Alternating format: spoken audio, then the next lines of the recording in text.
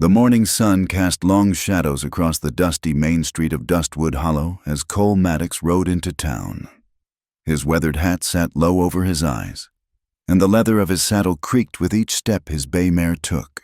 The townspeople stopped their morning business to stare. Conversations died mid-sentence. Children were pulled closer to their mothers' skirts. Cole had seen this reaction before in a dozen other towns, but something about Dustwood Hollow felt different. There was fear here, thick as summer heat. But it wasn't directed entirely at him. It hung in the air like smoke from a distant fire, touching everything and everyone. He guided his horse down the main thoroughfare, taking in the modest storefronts and wooden sidewalks. The church steeple rose white against the endless Texas sky. A general store, a saloon with its doors already open despite the early hour. A barber shop with its striped poles slowly turning in the breeze. And there, between the millinery and the undertaker's parlor, stood Boone's apothecary. The painted sign above the door was faded but well maintained, the windows clean despite the ever-present dust. Through the glass, he could see neat rows of bottles catching the morning light like trapped rainbows. Cole dismounted, wrapping the reins around the hitching post. His spurs clinked softly as he stepped onto the wooden sidewalk. The door to the apothecary had a small bell that chimed when he entered, a surprisingly cheerful sound in the tense atmosphere of the town. The interior smelled of herbs and tinctures, lavender and carbolic acid. Shelves lined the walls from floor to ceiling, filled with glass jars and ceramic containers, each meticulously labeled. A long counter ran along one side, its surface polished to a shine. Behind the counter stood a young woman, perhaps 25 years old, with auburn hair pulled back in a practical bun. She wore a simple gray dress with a white apron, and her green eyes met his without the fear he'd seen in the others outside. Instead, there was wariness there, and something else, a kind of steady strength that reminded him of deep-rooted trees that bend but don't break in storms. "Good morning," she said, her voice carrying a slight southern lilt. "How can I help you?" Cole removed his hat, running a hand through his dark hair. "Morning, ma'am. I need some carbolic acid and clean bandages, if you have them." She nodded, turning to the shelves behind her. "Working at one of the ranches." "The Morrison spread, just north of town. They hired me on to help break some horses."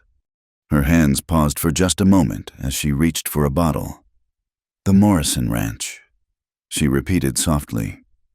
That's good land out there." As she gathered his supplies, Cole's eyes drifted to a portrait hanging on the wall behind the counter. It showed an older man with kind eyes and graying whiskers, wearing a black coat. A brass plate beneath read, "Dr. James Boone, 1,823 to 1,879 inches. "Your father?" Cole asked. "The woman, Miss Boone. He assumed," glanced at the portrait. "Yes, he established this shop 30 years ago." Her voice carried a note of pride tinged with something darker. "I've run it since his passing." "I'm sorry for your loss."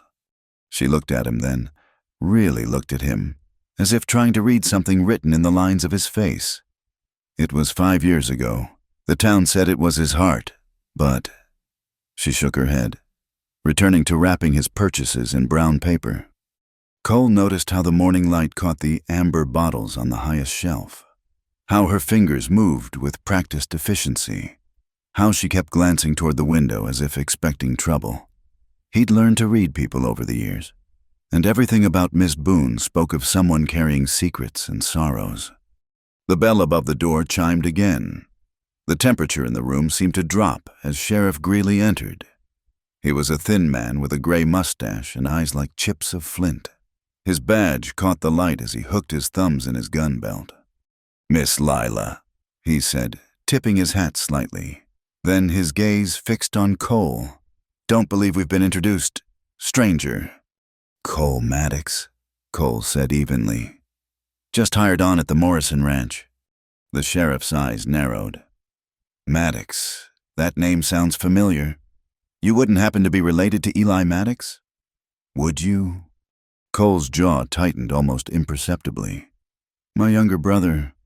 Thought so. You got the same look about you. Greeley's hand rested casually on his gun butt. Your brother caused quite a stir here about 5 years back. Made accusations he couldn't prove. Stirred up trouble where there wasn't none. Then one night, he just up and left town. Didn't even collect his final pay from Mr. Ramsey. Is that so? Cole's voice was soft, dangerous. That's so. And we're a peaceful town here. Mr. Maddox, we don't cotton to troublemakers or those looking to settle old scores. You'd do well to remember that. Lila Boone stepped forward, placing Cole's wrapped purchases on the counter with a deliberate thump. That'll be $2. Mr. Maddox. Cole counted out the money, his movement slow and controlled. The tension in the small shop was thick enough to cut with a knife. I appreciate the warning, Sheriff, Cole said finally. But I'm just here to work horses, nothing more. Greeley studied him for a long moment. See that it stays that way. Bo Ramsey runs a lot of business in this town, employs a lot of good people. We wouldn't want any misunderstandings. With that, the sheriff turned and left, the bell chiming incongruously cheerful in his wake. Cole picked up his package. Thank you, Miss Boone. Lila, she said suddenly, then seemed surprised at herself. My name is Lila. Thank you, Lila. He placed his hat back on his head. I suspect I'll be needing supplies regular-like, if that's acceptable to you. She met his eyes again, and he saw a flicker of something, curiosity, perhaps, or recognition of a kindred spirit. The shop is open to all paying customers, Mr. Maddox. Cole, he said. Just Cole. A ghost of a smile touched her lips. Very well. Good day, Cole. As he reached the door, her voice stopped him. Cole, be careful. This town, it has a way of swallowing people who ask too many questions. He turned back to her, noting the way her hands gripped the counter, the concern barely hidden in her green eyes. Some questions need asking, regardless of the danger. Yes, she said softly. Yes, they do. Cole stepped out into the morning sun, aware of the eyes following him from windows and doorways. He mounted his horse and rode slowly out of town, but his thoughts remained in that herb-scented shop with the woman whose steady gaze suggested she understood more than she was saying. As he crested the hill outside town, he allowed himself one look back. Dustwood Hollow spread out below him, looking peaceful in the morning light. But Cole had learned long ago that the most dangerous places often wore the prettiest faces. His brother had come here 5 years ago, full of hope for honest work. He'd written Cole one letter, mentioning a job with a powerful man named Bo Ramsey, talking about finally making enough money to buy that little farm he'd always dreamed of. Then nothing. Silence as complete as a grave. The sheriff said Eli had left town, but Cole knew his brother. Eli would never leave without word, would never abandon a job half-finished. No, something had happened here in Dustwood Hollow, something that powerful people wanted to keep buried. And now Cole had seen the fear in the townspeople's eyes, had heard the warning in the sheriff's voice, had noticed the way Lila Boone's father had died the same year Eli disappeared. Coincidences had a way of not being coincidental in towns like this. He touched his chest pocket where he kept Eli's last letter, worn soft from reading. He'd find the truth, no matter how deep it was buried. And something told him that the auburn-haired woman with the steady green eyes might be the key to uncovering it. The Morrison Ranch spread out before him, and Cole nudged his horse into a trot. He had horses to break and a reputation to establish. But come evening, when the work was done and the other hands were playing cards in the bunkhouse, he'd start asking his questions, carefully, quietly, but persistently. Dustwood Hollow had swallowed his brother. Cole Maddox aimed to make it give him back, one way or another. 3 days had passed since Cole's arrival in Dustwood Hollow. The routine of ranch work had given him time to observe, to listen, to learn the rhythms of the town. Each evening, He made excuses to ride in for supplies. A new bridle. Tobacco he didn't smoke. Anything that might reasonably bring him past Boone's apothecary. On this particular afternoon, storm clouds gathered on the horizon, promising rain that the parched earth desperately needed. Cole tied his horse outside the general store and watched as Sheriff Greeley made his way down the street, stopping at each shop with the deliberate pace of a man who wanted to be seen. The sheriff pushed open the door to the apothecary, and Cole moved closer, pretending to examine the notices posted outside the land office next door. Through the window, he could see Greeley speaking to Lila, his posture aggressive, one finger pointing at her as he talked. Cole's hand instinctively moved to his sidearm, but he forced himself to wait. After several tense minutes, Greeley emerged, his face red with anger or heat or both. He spotted Cole immediately. "Afternoon, Sheriff," Cole said mildly. Greeley's eyes narrowed. "Still here, I see. Thought maybe you decided Dustwood Hollow wasn't to your liking. The Morrison Ranch pays fair wages. I've got no complaints. See that it stays that way." Greeley adjusted his gun belt. "Some folks don't know when to leave well enough alone. Your brother had that problem. Wouldn't want to see it run in the family." The sheriff walked away before Cole could respond, which was probably for the best. Cole waited until Greeley had turned the corner before entering the apothecary. Lila stood behind the counter, her hands trembling slightly as she arranged bottles that didn't need arranging. She looked up when the bell chimed, and Cole saw relief flash across her features before she composed herself. "Back again, Mr. Maddox, at this rate. You'll own every medicine in Texas." "Seemed like you might need a friendly face just now," Cole said, removing his hat. The sheriff appeared, agitated. She laughed, but there was no humor in it. "Sheriff Greeley believes I should be more careful about the company I keep. Apparently, serving customers who ask questions is bad for business. I could take my trade elsewhere, if it would make things easier for you." "No." The word came out sharp, definitive. She softened her tone. "No, that won't be necessary. I've run this shop for 5 years, through drought and fever and worse. I won't be told who I can or cannot serve." Thunder rumbled in the distance, and the first fat drops of rain began to spatter against the windows. Cole moved to the portrait of Dr. Boone, studying it more closely. "He was a good man," Lila said quietly, joining him. "Cared more about healing than profit. That made him enemies in certain quarters." "What kind of enemies?" She glanced toward the door, then back at him. "The kind who believe everything and everyone in this town belongs to them.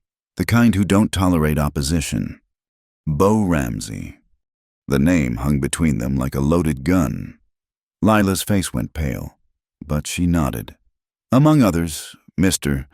Ramsey owns the largest ranch in the county, controls most of the cattle contracts, has a say in who gets elected and who doesn't. Cross him, and you might find your business failing, your loans called in, your family threatened. Or worse." She met his eyes. "Or worse." The rain was coming harder now, drumming against the roof. Cole made a decision. "My brother wrote me about Ramsey. Said he'd found work at his ranch, good paying work. Then his letters stopped. When I inquired, I was told he'd left town suddenly, but Eli wouldn't do that. He was saving every penny for a farm, had a girl waiting for him back in Missouri. He wouldn't just disappear." Lila turned away, busying herself with lighting a lamp against the growing darkness. "People disappear from Dustwood Hollow sometimes. It's always explained away. They left for California, or Mexico, or back east. No one asks too many questions because asking questions is dangerous. Your father asked questions, didn't he?" Her hand stilled on the lamp. "Yes, a young man came to him, badly beaten, ranch hand from the Ramsey spread. Papa treated his injuries, but the man was frightened, talking about things he'd seen, crimes he'd witnessed. Papa was going to contact the federal marshal." "What happened?" "The young man vanished from our back room in the night. Papa said he must have left on his own, but I saw the blood on the floor. the signs of struggle. 2 weeks later, Papa was dead. Heart failure, they said, but he'd been healthy as a horse the day before. Cole felt the pieces clicking together. This young man, did he give a name? Lila turned to face him, tears threatening in her eyes. Eli. He said his name was Eli Maddox. The shop fell silent except for the rain. Cole gripped the edge of the counter, knuckles white. His little brother had been here, in this very room, hurt and frightened and trying to do the right thing. And he'd paid for it with his life, just like the good doctor who'd tried to help him.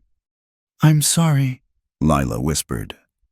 I wanted to help him, but I was afraid. After Papa died, I was so afraid. You were right to be afraid. Cole's voice was rough. But I'm not anymore. The door burst open, bell jangling wildly.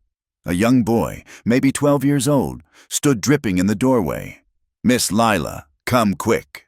My ma's taken real sick, burning up with fever.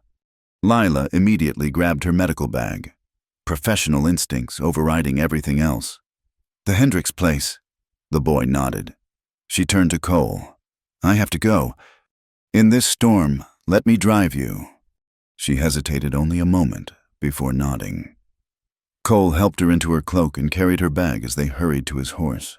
He lifted her up behind him, noting how she held herself stiffly at first before practicality won out and she gripped his waist. The ride to the Hendricks farm was treacherous, rain turning the road to mud, lightning illuminating the landscape in stark, brief moments. But they made it, and Cole waited in the main room with Mr. Hendricks and the children while Lila tended to the sick woman. 2 hours later, the fever had broken and the storm had passed. Stars began to peek through the clearing clouds as Cole and Lila rode slowly back toward town. This time, she sat more comfortably behind him, exhaustion making her less rigid. Thank you, she said softly. I couldn't have made it alone in that storm. You would have tried anyway. Yes, he felt her smile against his back. I suppose I would have. Papa always said I had more courage than sense. He sounds like he was a wise man. They rode in comfortable silence until the lights of Dustwood Hollow appeared. As they neared the apothecary, Lila suddenly tensed. Stop! Something's wrong! Cole saw it too, the door to her shop standing open, lamplight spilling onto the sidewalk. He helped her down and drew his pistol. Stay behind me. But Lila was already pushing past him, a cry escaping her lips. The shop was in ruins. Shelves overturned, bottles smashed, medicines scattered and destroyed. The portrait of Dr. Boone lay on the floor, the frame broken, the canvas slashed. No, no, no! Lila knelt among the wreckage, trying to gather scattered herbs and powders. Some of these medicines, people need them. Mrs. Morrison's heart tonic, Little Beth's seizure medicine. Cole helped her to her feet, glass crunching under his boots. We'll salvage what we can, but first, we need to report this to the sheriff. She laughed bitterly. Report it to Greeley? He probably ordered it. This is my warning. Don't you see stop helping you? Stop asking questions, or worse will follow. A crowd was gathering outside, drawn by the commotion. Cole saw faces he recognized from the ranch, from the general store. Good people who looked genuinely distressed at the destruction. But none of them stepped forward to help. Fear kept them on the sidewalk, looking in but not entering. Then old Moses Campbell, the preacher, pushed through the crowd. Merciful heavens, he muttered, then louder. This is a disgrace. Miss Lila, you come stay at the parsonage tonight, and tomorrow we'll all help clean this up. A few people murmured agreement, but most melted away into the darkness. Cole knew they'd be even fewer come morning. That was how fear worked. It isolated people, made them choose safety over righteousness. I'll stay and start cleaning. Cole said, No. Lila straightened her shoulders. They want me to run, to close the shop and leave town or cower in my home. I won't give them the satisfaction. Moses, thank you, but I'll sleep here tonight. This is my father's legacy. I won't abandon it. The old preacher nodded slowly. I understand, but you won't be alone. I'll send my nephew Samuel to keep watch. And Mr. Maddox, I trust you'll ensure no further harm comes to Miss Boone tonight. You have my word.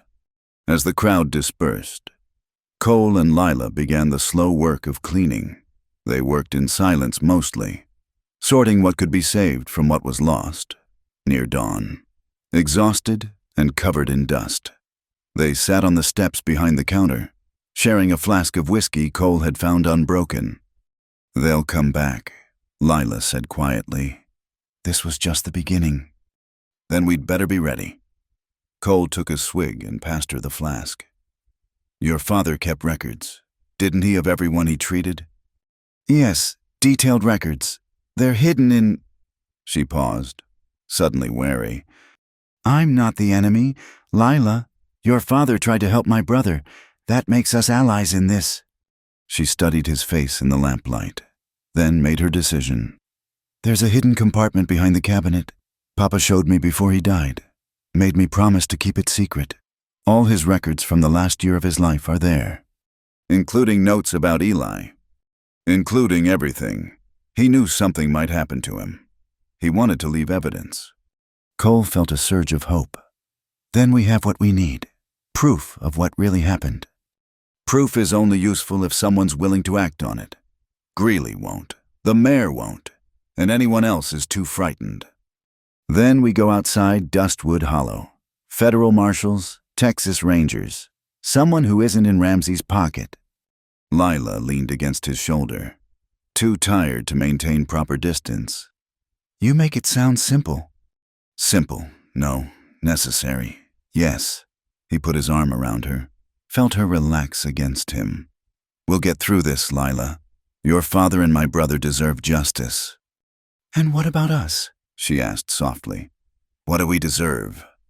Cole pressed his lips to her hair, breathing in the scent of herbs and rain. A chance to find out what might have been, if fear and violence hadn't brought us together. Is that all? No, we deserve the truth. We deserve to see the men who killed them brought to account. And we deserve to live in a town where helping a wounded man doesn't cost you your life. The sun was rising, painting the wreckage of the shop in soft gold light. It would take days to clean, weeks to replace what was lost. But as Cole sat there with Lila in his arms, he felt something he hadn't experienced since getting word of Eli's disappearance. Hope. They had each other now. They had the truth hidden in Dr. Boone's records. And they had the kind of determination that came from having already lost everything that mattered. Bo Ramsey and his men had made a mistake. They'd pushed too hard, destroyed too much. Instead of frightening Lila into silence, they'd given her a reason to fight. And Cole Maddox had never walked away from a fight in his life, especially not when the stakes were this high, and the woman beside him was this brave. The war for Dustwood Hollow had begun. The week following the destruction of the apothecary passed in a blur of activity. True to his word, Preacher Campbell had organized a work party to help clean and repair the shop. A handful of townspeople showed up.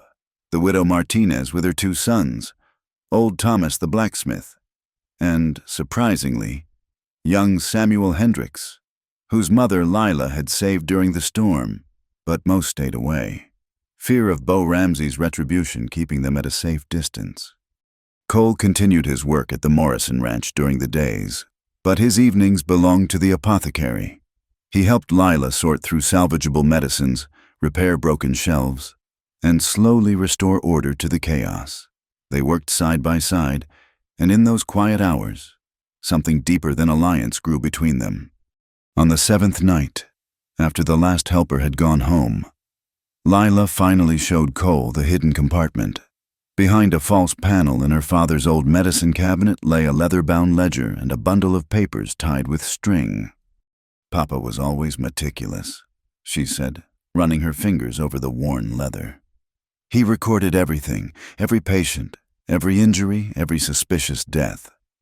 They spread the papers on the cleared counter, working by lamplight. Cole's heart hammered as he found the entry. May 15th, 1879, E. Maddox, age 22, multiple contusions, broken ribs, possible internal bleeding. Patient reports beating by unknown assailants after witnessing illegal activities at Ramsey Ranch. Claimed to have seen burial of bodies near the old mine shaft. Patient fears for his life. "There's more," Lila said, pointing to subsequent entries. Papa wrote that Eli wanted to testify to federal authorities. He was gathering evidence, names of others who might speak out. Cole read on, his jaw tightening. 3 days after the initial entry, his brother had vanished. Doctor. Boone's notes grew increasingly worried, mentioning attempts to locate Eli, pressure from Sheriff Greeley to stop asking questions, and finally, a chilling entry. May 20th, received warning from BR through intermediaries. Must cease investigation or face consequences. God help me, I cannot abandon that young man. The final entry in Dr. Boone's hand was dated May 28th. Evidence secured in hidden compartment. If something happens to me, may someone braver than I am today see justice done. Tell my daughter I love her. He had died that night. We have to get this to the federal marshal. Cole said, "This is proof of conspiracy. Murder." The nearest federal marshal is in Austin. 3 days' ride. Lila interrupted. And the roads between here and there are controlled by Ramsey's men. We'd never make it. Then we make copies, send them different routes, wire ahead to... The door burst open. They'd been so absorbed in the documents that neither had heard the approaching footsteps. Sheriff Greeley stood in the doorway, flanked by 2 deputies Cole recognized as Ramsey Ranch hands. Well, Greeley drawled. Working late, I see. Mind if we come in? This is my property, Lila said, standing straighter. You need a warrant. Funny thing about warrants. Greeley stepped inside, mud from his boots marking the clean floor. Judge Parsons is out of town. Won't be back for a week. Lot can happen in a week. Cole shifted slightly, putting himself between Lila and the men. What do you want, Sheriff? Got a report of suspicious activity. Thought we'd investigate. Greeley's eyes fell on the papers spread on the counter. What's all this? Inventory records, Lila said quickly. For insurance purposes, after the vandalism. Is that so? Greeley moved closer. Looks like medical records to me. Your daddy's handwriting, isn't it? One of the deputies had circled behind them. Cole sensed the trap closing. The lady said it's inventory. Now, unless you have official business. Oh, but I do. Greeley smiled coldly. Cole Maddox, you're under arrest. On what charge? Horse theft. Mr. Ramsey's missing a valuable stallion. Found evidence pointing to you. That's a lie, Lila protested. Cole's been here all evening. He was here last night, too. That's so. Can anyone else verify that anyone who isn't sweet on him? That is. Greeley nodded to his men. Take him. The deputies moved forward. Cole calculated his chances. 3 armed men. Lila in the line of fire. Important evidence that needed protecting. He made his choice. All right, he said, raising his hands. No need for violence. As one deputy reached for his gun, Cole caught Lila's eye and mouthed a single word, hide. They marched him out at gunpoint. Through the window, he saw Lila gathering the papers, her movements quick and purposeful. Good, she understood. The jail was a small building behind the sheriff's office, more often used for drunks than serious criminals. They shoved Cole into a cell and locked the door. This won't hold, Cole said. False arrest. No evidence? Evidence has a way of appearing when needed, Greeley said, and disappearing when it's inconvenient. Like your brother, for instance. Cole's hands clenched around the bars. What do you know about Eli? I know he couldn't keep his mouth shut. Know he thought he was some kind of hero. Know he learned too late that heroes don't last long in Dustwood Hollow. You killed him. Greeley shrugged. Me, I'm just a simple lawman. But I'll tell you what I told him. Men who work for Bo Ramsey are loyal. Or they're gone. Your brother chose wrong. Looks like you're making the same mistake. The sheriff and his deputies left, taking the lamp with them. Cole sat in the darkness, mind racing. They'd moved too fast, been too bold, but they'd also been close enough to scare Ramsey into taking action. Hours passed. Near dawn. Cole heard footsteps approaching. He tensed, ready for whatever came next. But instead of Greeley or his thugs, a familiar voice whispered, "Mr. Maddox." Samuel. It was Preacher Campbell's nephew, a boy of about 16. "What are you doing here?" "Miss Lila sent me. Said to give you this." The boy passed a small bundle through the bars. A file, some biscuits, and a note in Lila's neat handwriting. "Evidence safe. Getting help? Be ready. L." "Tell her to be careful," Cole urged. "Tell her not to do anything rash." "Yes, sir. Preacher says to have faith. Says truth has a way of coming to light." The boy slipped away as quietly as he'd come. Cole hefted the file, testing its weight against the bars. It would take time, but time was something he had. And somewhere out there, Lila was working to save them both. The sun rose over Dustwood Hollow, painting the jail walls gold. Cole began to file. By noon, whispers were spreading through town. Miss Lila had ridden out at dawn, destination unknown. Some said she'd gone for help. Others claimed she was fleeing, scared off by the arrest of her beau. Sheriff Greeley seemed unconcerned, telling anyone who asked that she'd be back soon enough. But Cole knew better. Lila Boone wasn't the type to run. She was the type to ride hard for Austin, evidence hidden in her saddlebags, determination burning in her green eyes. She was risking everything, her life, her home, her father's legacy, on the slim hope that justice still meant something in Texas. That evening, as Cole continued his slow work on the bars, he heard commotion outside. Horses, raised voices, Greeley shouting orders. His blood ran cold. Had they caught up with Lila? Heavy boots approached his cell, but instead of Greeley, Bo Ramsey himself appeared. Cole had seen him only from a distance before, a big man, well-dressed, with silver at his temples and cold gray eyes. "Mr. Maddox," Ramsey said pleasantly. "I believe it's time we talked." "Nothing to talk about."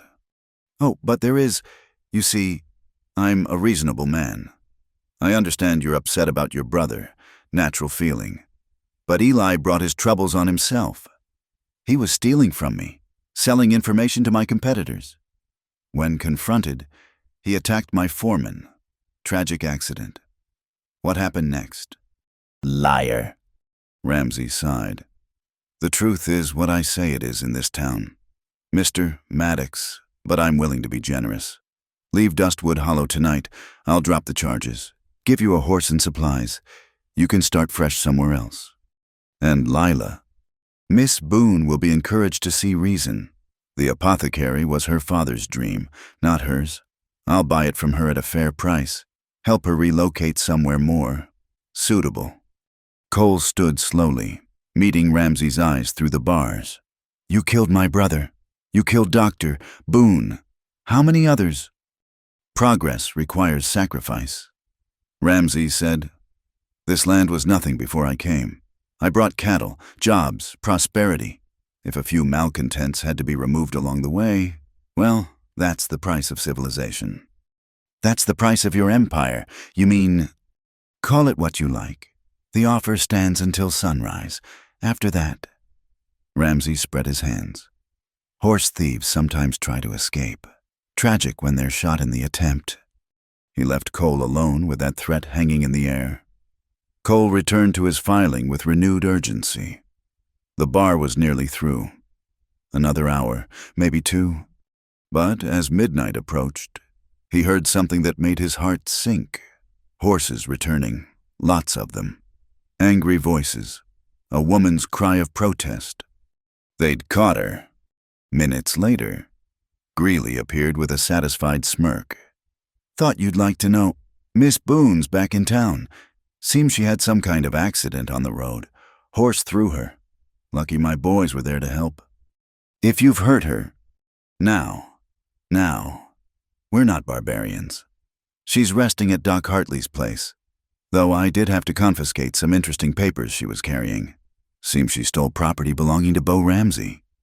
Those were her father's records." "Were they? No one can prove that now." Greeley produced a match, striking it against the wall. "Evidence has a way of going up in smoke." Rage flooded Cole. He gripped the bars, feeling the weakened one shift slightly. Almost there. Almost. Greeley left him with the image of those precious documents burning, taking with them the last hope of justice for Eli and Dr. Boone. But Cole forced himself to think past the anger. Lila was alive. That was what mattered. Everything else could wait. He filed through the night, hands bloody but determined. As the first pale light of dawn touched the sky, the bar finally gave way. Cole squeezed through the gap, retrieved his gun from Greeley's desk, and slipped out into the empty streets. Dustwood Hollow was waking up. Soon, his escape would be discovered. He had minutes, maybe less. But he wasn't running, not without Lila, not without finishing what they'd started. Cole Maddox was done being careful. It was time to bring the fight to Bo Ramsey's door. The pre-dawn streets of Dustwood Hollow were shrouded in mist as Cole made his way to Doc Hartley's house. Every shadow could hide one of Greeley's men. Every sound might herald his recapture. But Cole moved with purpose, keeping to the alleyways he'd memorized during his weeks in town. Doc Hartley's place sat at the end of Main Street, a modest 2-story house with a shingle announcing his services. Cole circled to the back, finding the door to the surgery unlocked. Small towns rarely bothered with such precautions. Inside, the smell of carbolic acid was overwhelming. Cole crept through the darkened rooms until he found her.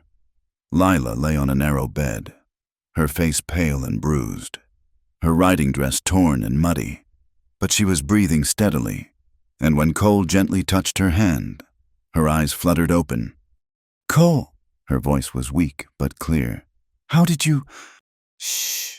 He helped her sit up, noting how she winced. "Are you hurt badly?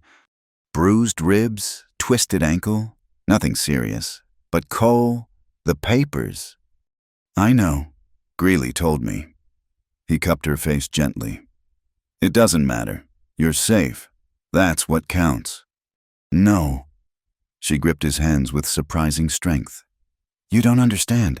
I made copies first. Samuel has them. He was going to ride out at dawn, take the back trails to Austin." Hope bloomed in Cole's chest. "Smart girl. Papa taught me to always keep duplicates of important documents." She tried to stand, gasping as weight hit her injured ankle. "We need to go. When they find you've escaped." The front door slammed open. Heavy footsteps thundered through the house. Cole drew his gun, pushing Lila behind him. But there were too many. Deputies flooded the room, guns drawn. "Drop it, Maddox," Greeley commanded from the doorway. "You're surrounded." Cole calculated angles, distances, odds. Even if he was lucky, Lila would be caught in the crossfire. He couldn't risk it. Slowly, he set his pistol on the floor. "Smart choice." Greeley smiled. "Though it won't save you.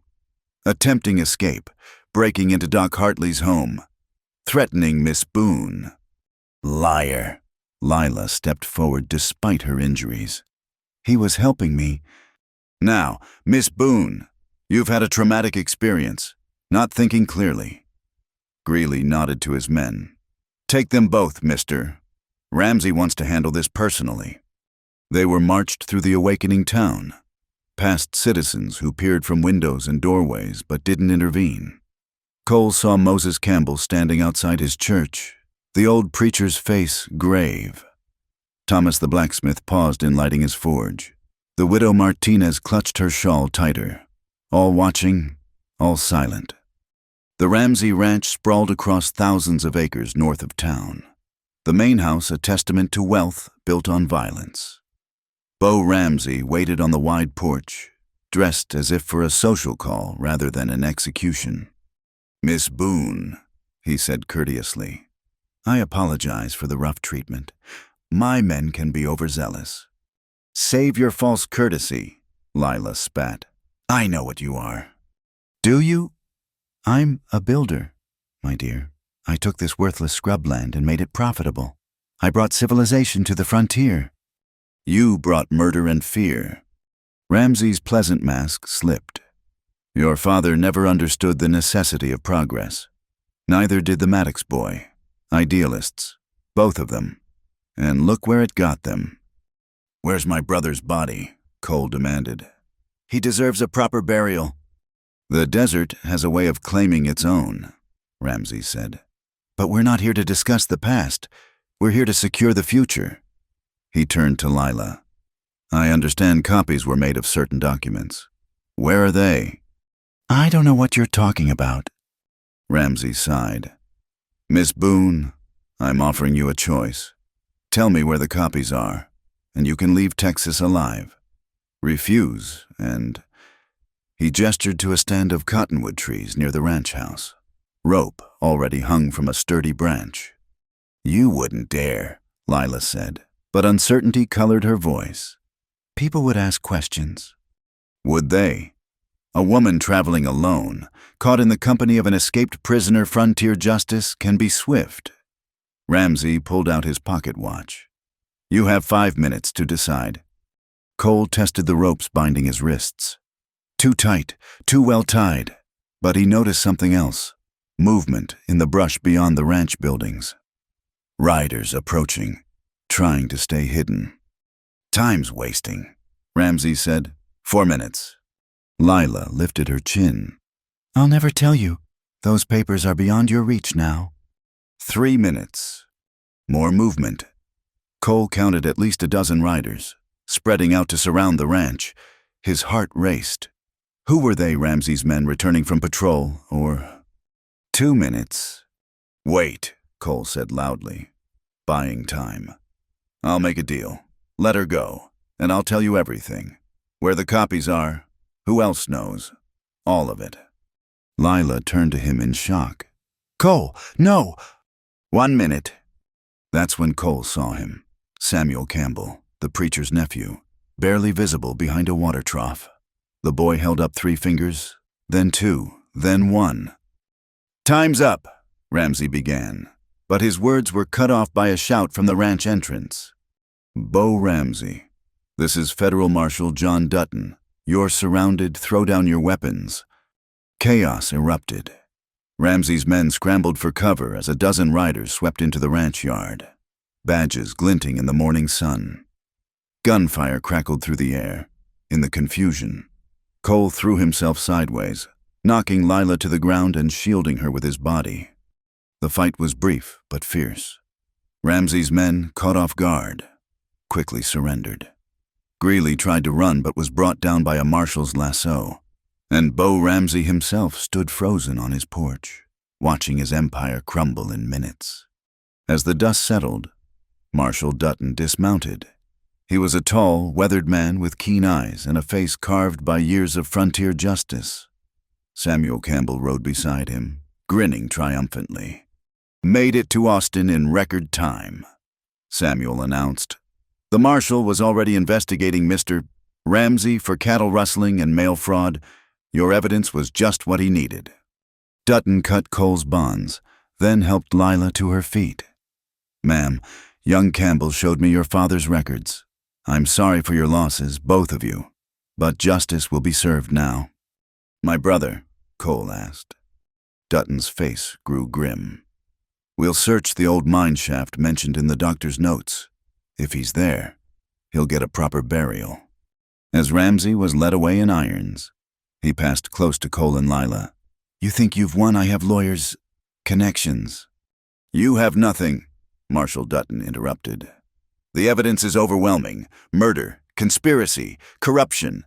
You'll hang, Ramsey." Maybe not today, maybe not tomorrow, but soon. The sun was fully up now, warming the ranch yard where so much evil had been planned. Cole put his arm around Lila, feeling her lean into him despite the watching crowd. "It's over," she whispered. "No," he said softly. "It's just beginning." They returned to Dustwood Hollow in a strange procession. The federal marshals, their prisoners, and the two people who'd risked everything for justice. The town turned out to watch, and Cole noticed something different in their faces. The fear was lifting, replaced by something like hope. At the apothecary, now boarded up and empty, Lila paused. "So much work to rebuild." "We'll help," said a voice. The widow Martinez stepped forward, followed by Thomas the blacksmith, the Hendricks family, and others. Even some who'd been too frightened before now offered their assistance. Preacher Campbell cleared his throat. "Seems to me this town owes you both a debt. Your courage reminded us what we'd forgotten, that fear only has the power we give it." That evening, as the federal marshals set up temporary headquarters in the sheriff's office, Cole and Lila sat on the steps of the apothecary. Her ankle was properly bandaged now, her bruises already fading. "What will you do now?" she asked. "The Morrison Ranch can't keep you on after all this." "Depends," Cole said carefully. "I've been thinking about staying in Dustwood Hollow, maybe starting a small ranch of my own, but I'd need a good reason to put down roots." Lila smiled, the first genuine smile he'd seen from her. "I might know of a reason. This town needs healing, needs to rebuild trust. It could use a man who stands for what's right." "And a woman who refuses to be intimidated." "A partnership, then." Cole took her hand, no longer caring who might see. Equal partners. The stars came out over Dustwood Hollow, brighter somehow than before. Tomorrow would bring challenges, trials, testimony, the grim task of recovering bodies from the mine, but tonight, sitting beside the bravest woman he'd ever known, Cole Maddox felt something he hadn't experienced in years. Peace. Word would spread across Texas about what happened in Dustwood Hollow, how a small town found its courage, how justice prevailed despite the odds, how a cowboy and a shopkeeper's daughter stood against evil and won. But for Cole and Lila, the greater victory was simpler. They'd found each other in the darkness and chosen to walk together toward the light. The apothecary would reopen, the town would heal, and in the place where fear once reigned, love would grow strong and true, rooted in shared loss and shared triumph. Bo Ramsey had built his empire on terror. Cole and Lila would build their future on something far more powerful: truth, justice, and the unbreakable bond forged between two souls who refused to surrender. The afternoon sun slanted through the windows of the rebuilt apothecary, illuminating dust motes that danced above the polished counter. Lila carefully measured dried chamomile into a small cloth bag, her movements precise despite the trembling in her hands. 3 weeks had passed since Bo Ramsey's arrest, and while the town breathed easier, some shadows lingered. Cole entered through the back door, brushing trail dust from his clothes. He'd spent the morning at the old mine shaft with Marshal Dutton and his men, overseeing the careful excavation. The grim work was necessary, but it wore on him. "Any word?" Lila asked softly, not looking up from her work. "They found them," Cole said, his voice rough. "Eli and 2 others, ranch hands who'd tried to speak out." He removed his hat, running fingers through his hair. "The marshal says they can have proper burials now." Lila abandoned her herbs and went to him, wrapping her arms around his waist. They stood that way for a moment, drawing comfort from each other's presence. "I'm sorry," she whispered. "I'm so sorry." "He'll rest beside your father," Cole said. "Seems fitting, somehow. 2 good men who tried to do right." The bell above the door chimed, and they stepped apart as Mrs. Morrison entered. The rancher's wife had become one of Lila's most loyal customers since the truth about Ramsey came out. "Miss Boone, Mr. Maddox," she greeted them warmly. "I've come for my usual order, and to extend an invitation. We're hosting a gathering tomorrow evening. Nothing fancy, just neighbors coming together. We'd be honored if you'd both attend." "That's kind of you," Lila said.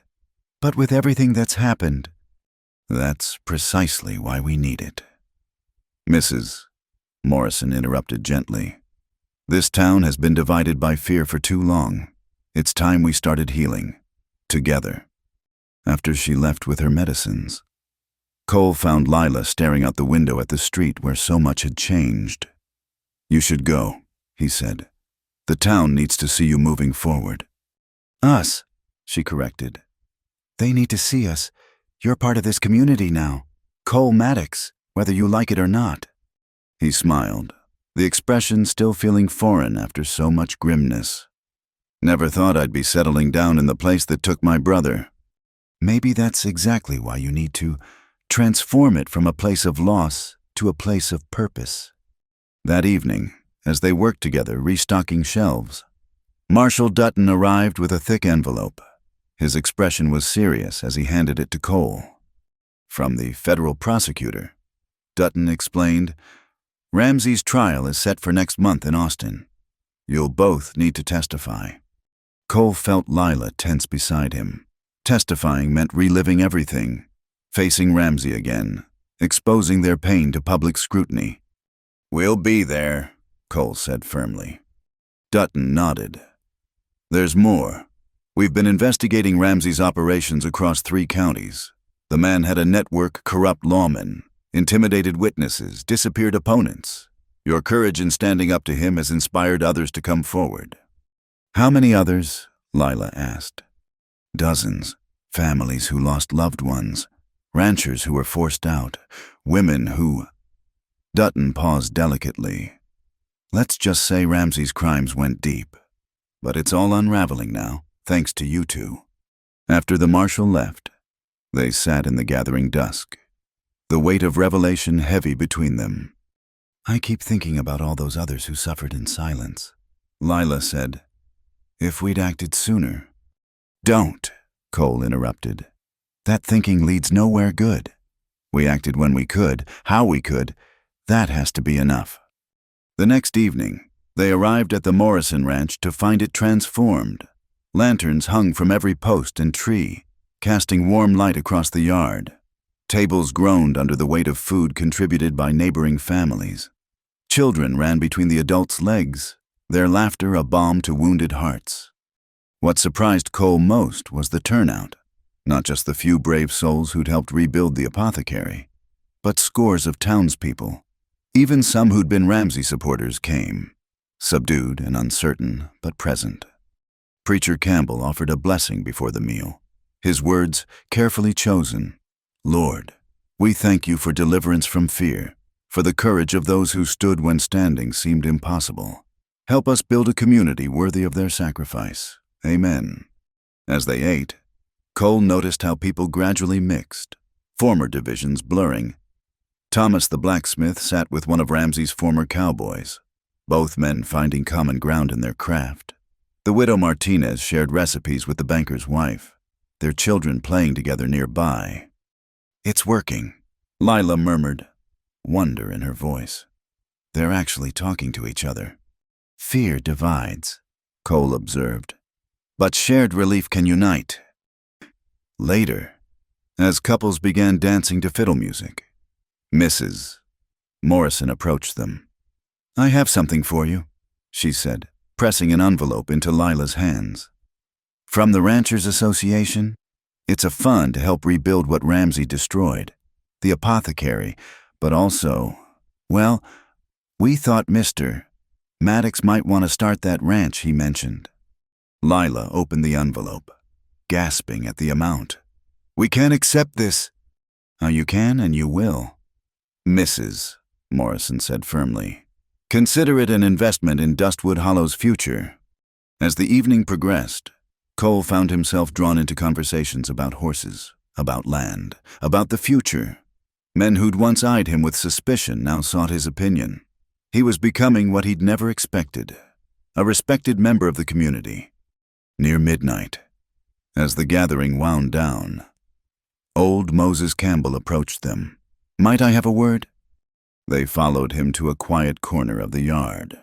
The preacher's usual joviality was replaced by something more solemn. "I've been thinking about what comes next," he began.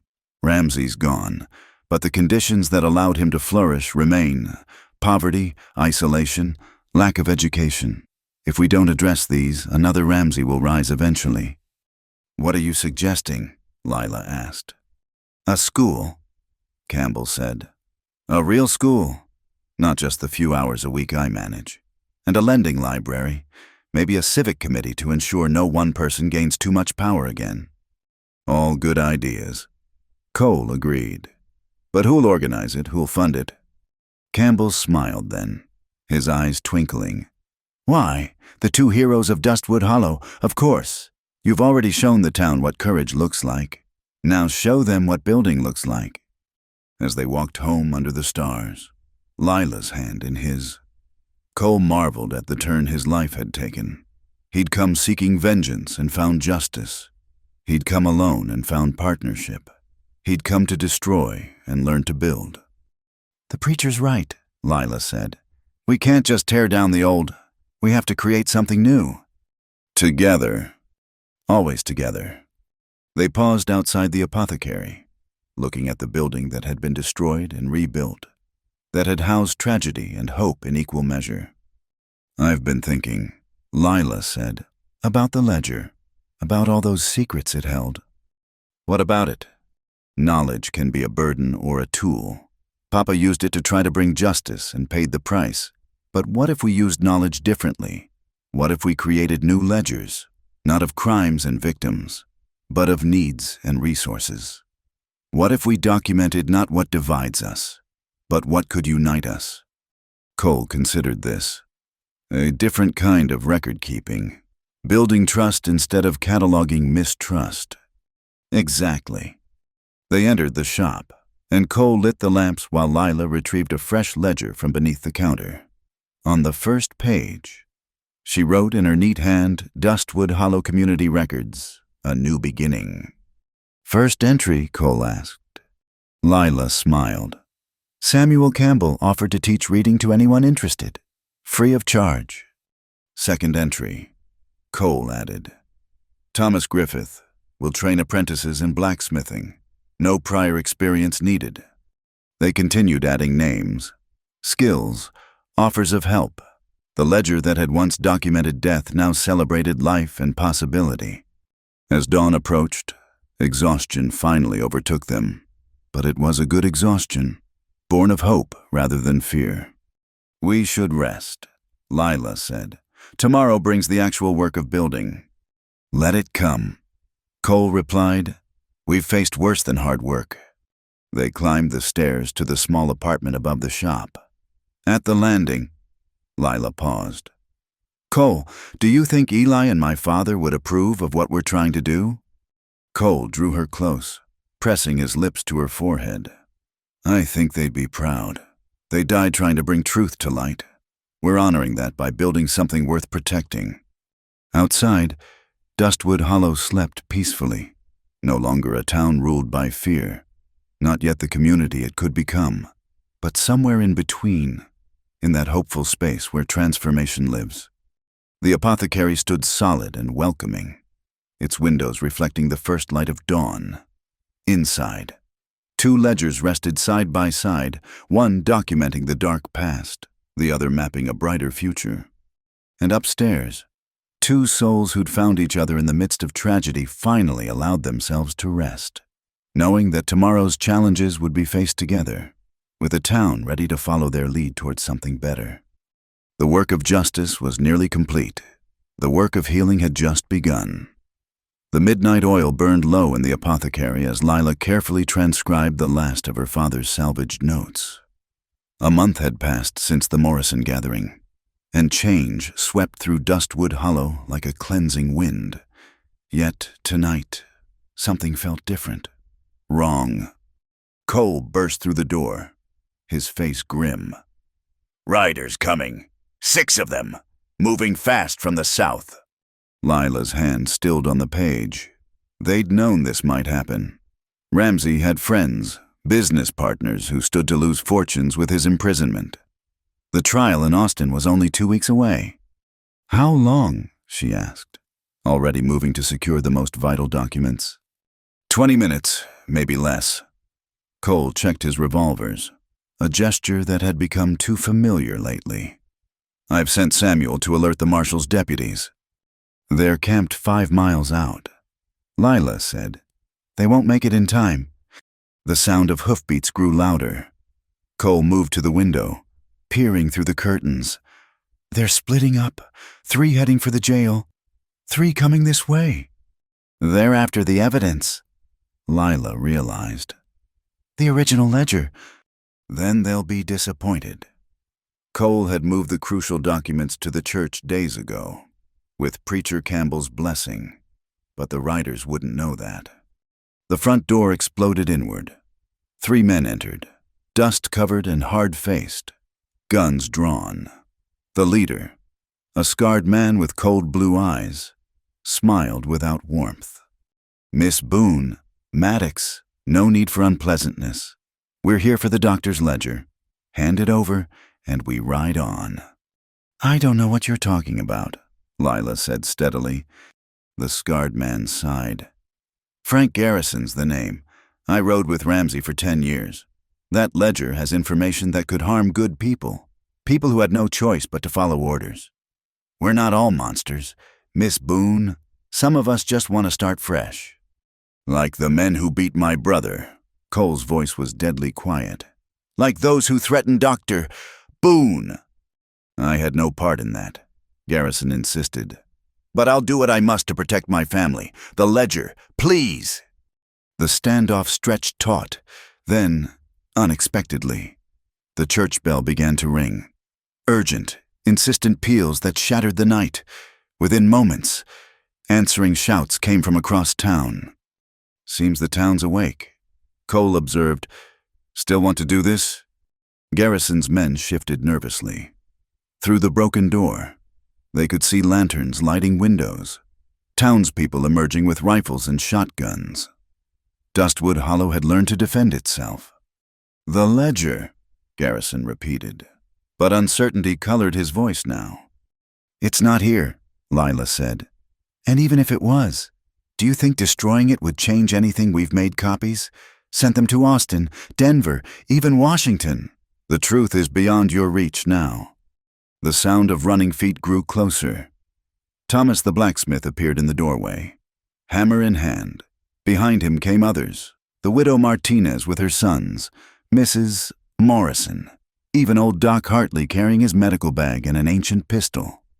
"Problem here, Miss Lila?" Thomas asked, eyeing the intruders.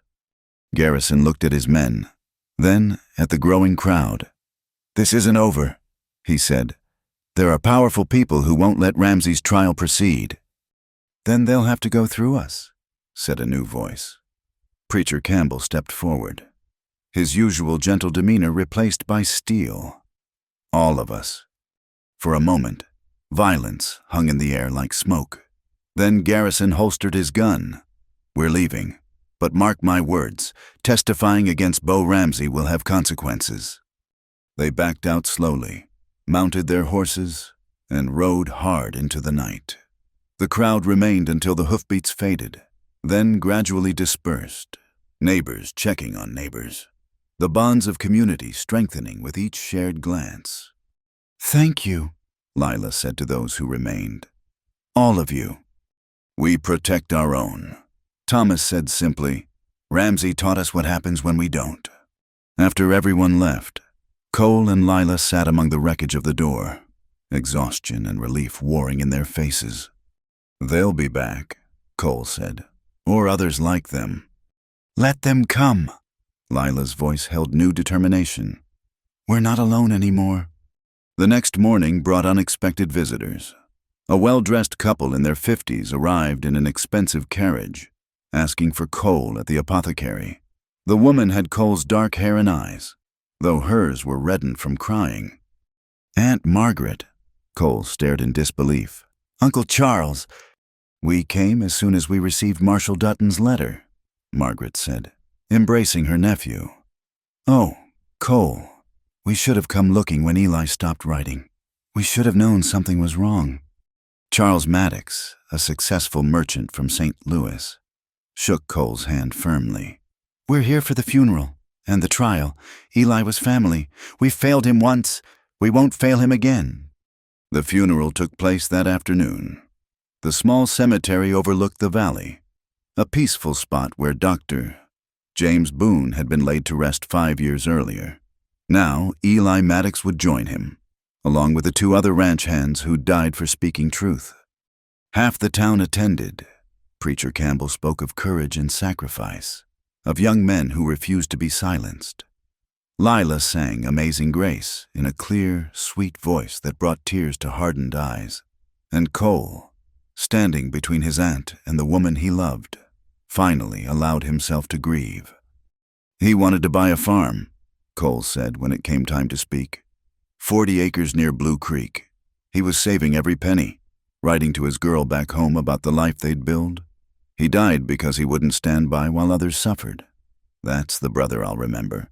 Not the victim, but the man who chose to be brave. After the service, as people drifted away, Frank Garrison appeared at the cemetery gate. He was alone, hat in hand, his scarred face troubled. "I meant what I said last night," he began. "I had no part in your brother's death, but I knew about it, kept quiet. That's its own kind of guilt." Cole tensed, but Lila touched his arm gently. "What do you want, Mr. Garrison?" "To make amends. If I can, I have information, names, dates, crimes that aren't in your ledger. Things I saw but never reported." He pulled out a worn notebook. "I wrote it all down. Maybe it helps at trial, maybe it doesn't, but I can't carry it anymore." "Why should we trust you?" Cole demanded. "You shouldn't, but that marshal of yours can verify what I've written. And maybe," Garrison paused, looking at the fresh graves, "maybe some of us who rode with Ramsey want to be better than we were. This town's showing us how. Figured I might try." He handed Lila the notebook and walked away without another word. They watched him mount his horse and ride off, not toward the south where he'd come from, but west toward the setting sun and whatever new beginning he might find. "Do you believe him?" Cole asked. "I believe people can change," Lila said. "This whole town is proof of that." That evening, Marshal Dutton examined Garrison's notebook with growing excitement. "This is exactly what we needed. Names of corrupt officials, details of bribes, a whole network of crime. Miss Boone, Mr. Maddox. You've given us more than just Ramsey. You've given us his entire organization." Charles Maddox, who'd been listening quietly, spoke up. "Marshal, I've been thinking. Eli's death, Doctor, Boone's murder, they can't be undone. But perhaps some good can come from tragedy." "What do you have in mind?" Dutton asked. "A fund, the Maddox Boone Foundation, to support those who speak out against corruption, to protect witnesses, to ensure that what happened here doesn't happen elsewhere." Charles looked at Cole and Lila. "If you'll permit the use of their names." "Uncle, that's generous, but—" "It's what Eli would want," Margaret interrupted. "He always fought for others. Let his name continue that fight." Lila squeezed Cole's hand. "And Papa would be honored to be part of it." As the evening deepened, they made plans. The foundation would start small, focusing on Dustwood Hollow and surrounding communities. But with Charles's business connections and the attention the trial would bring, it could grow into something significant. "Justice is like medicine," Lila observed. "It works best when applied consistently, not just in crisis." Marshal Dutton raised his coffee cup. "To Eli Maddox and James Boone, may their courage inspire others long after we're gone." They drank to that, the lamplight casting warm shadows across faces marked by loss but lifted by hope. Outside, Dustwood Hollow settled into peaceful sleep, protected now not by fear but by the vigilance of neighbors who'd learned to stand together. In 2 weeks, they would travel to Austin for Ramsey's trial. They would face threats, relive painful memories, and stand before powerful people who wished them silent. But tonight, surrounded by family both born and chosen, Cole and Lila felt ready for whatever came next. The ledger of crime sat closed on the table, its dark secrets soon to be exposed to cleansing light. Beside it lay Garrison's notebook, proof that even those who'd walked in shadow could choose a different path. And in the corner, barely started, was a new journal, one that would document the Foundation's work, the slow healing of a wounded town, and the love story that bloomed amid the thorns of tragedy. Tomorrow would bring its own challenges, but tonight, in the apothecary that had witnessed so much sorrow and strength, hope prescription was finally being filled. The road to Austin stretched long and dusty beneath the wheels of their small convoy. Marshal Dutton led the way with 2 deputies, followed by the carriage carrying Cole, Lila, and the precious evidence. Charles and Margaret Maddox brought up the rear in their own vehicle, having insisted on making the journey despite Cole's concerns for their safety. They'd been traveling for 2 days, stopping only at way stations Marshal Dutton deemed secure. Now, as they camped for their final night before reaching Austin, tension crackled through the group like heat lightning. "Rider approaching," one of the deputies called out, rifle at the ready. But it was only Samuel Campbell, the preacher's nephew, dusty and exhausted from hard riding. He practically fell from his horse in his urgency to reach them. "Miss Lila, Mr. Cole," he gasped for breath. "Had to warn you. Garrison came back to town. He says Ramsey's men are planning something for tomorrow. An ambush, maybe worse." Marshal Dutton's face hardened. "How many men?" 15, maybe 20. They're desperate.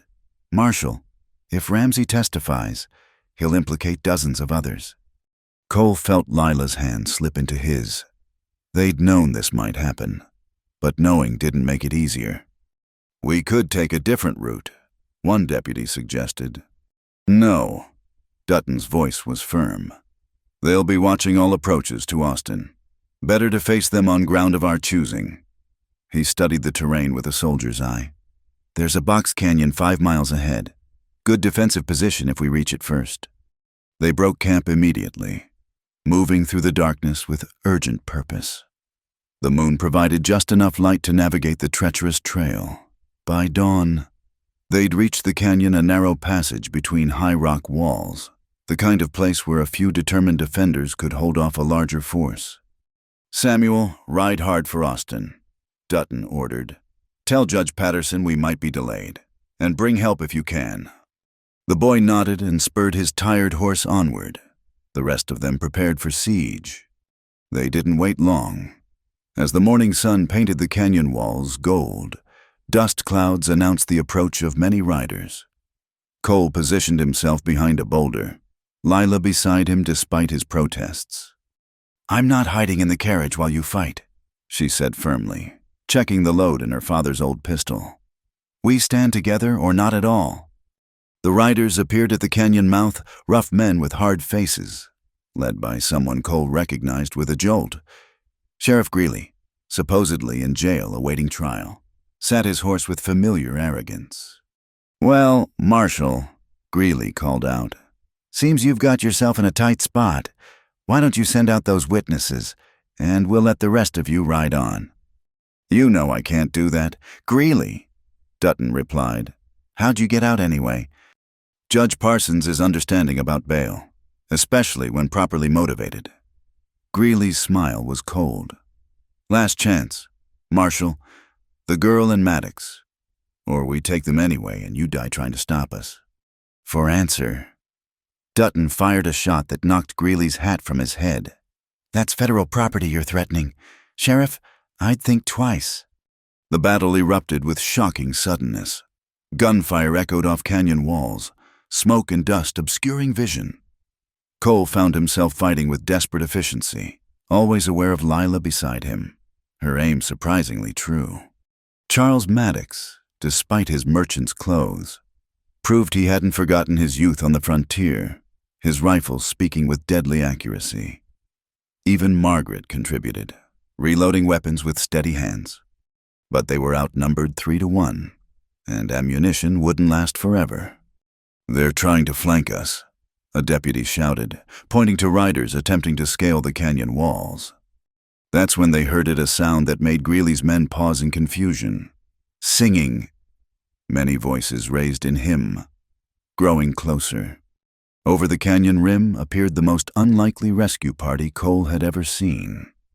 Preacher Campbell led the way, followed by what seemed like half of Dustwood Hollow. Thomas the blacksmith, the widow Martinez and her grown sons, Doc Hartley, Mrs. Morrison, and dozens of others, all armed, all singing "Onward Christian Soldiers" as they took positions along the canyon walls. "Thought you might need help," Campbell called down cheerfully. "The Lord helps those who help themselves, but a little neighborly assistance never hurts." The odds had shifted dramatically. Greeley's men, caught between two forces, began throwing down their weapons. Greeley himself tried to flee but was brought down by an expertly thrown lasso courtesy of young Samuel, who'd returned with the cavalry. As the dust settled and prisoners were secured, Lila found herself surrounded by neighbors who'd risked everything to protect her. Mrs. Martinez embraced her tightly. "You stood for us. We stand for you." "How did you know?" Cole asked Preacher Campbell. "Samuel stopped at the church first. We've been riding all night." The preacher's eyes twinkled. Amazing how fast word spreads when people care about each other. Marshal Dutton surveyed the scene with satisfaction and amazement. "In 30 years of law enforcement, I've never seen anything like this. A whole town riding to protect witnesses." "Not just witnesses," Thomas corrected. "Friends, family. Dustwood Hollow takes care of its own." They reached Austin that afternoon, their strange procession drawing stares, federal marshals, witnesses, and dozens of townspeople, all united in purpose. At the courthouse, Judge Patterson himself came out to greet them. "Marshal Dutton, I expected 2 witnesses, not an army." "These folks insisted on coming, Your Honor. Seems they have a stake in seeing justice done." The judge, a wise man with kind eyes, nodded slowly. "Then they're welcome.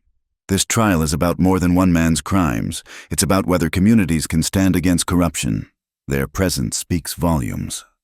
That night, Austin's hotels overflowed with visitors from Dustwood Hollow. Cole and Lila found themselves hosting an impromptu gathering in their boarding house parlor. Neighbors sharing stories and strengthening bonds forged in crisis. "I never thought I'd leave Dustwood Hollow," the widow Martinez admitted. "But when we heard you were in danger, staying home wasn't an option." 20 years I've lived in that town," added Thomas. 20 years of keeping my head down, minding my own business. You two showed us that's not enough. Sometimes you have to stand up." Charles Maddox, observing from the corner, murmured to his wife, "Eli would be proud. His death sparked something remarkable." As the evening wore on, Frank Garrison appeared at the door, hat in hand. The room fell silent at his entrance. "I know I'm not welcome," he began, "but I came to Austin to testify, to tell the whole truth about Ramsey's operations. Figure it's the least I can do." "You tried to steal the ledger. Someone accused—" "No." Garrison shook his head.